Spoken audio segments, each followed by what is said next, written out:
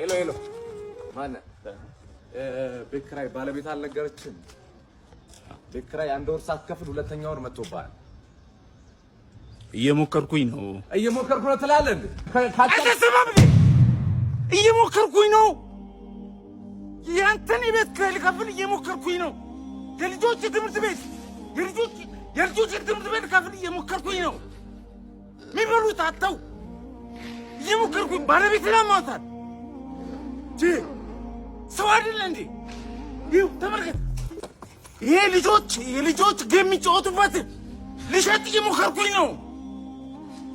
አስብ እንጂ ሁሉም ሰው እየሞከረ ነው። በዚህ ሰዓት እጁን አጣጥፎ የተቀመጠ ሰው አለ እንዴ? ታገሰኝ በቃ እየሞከርኩኝ ነው።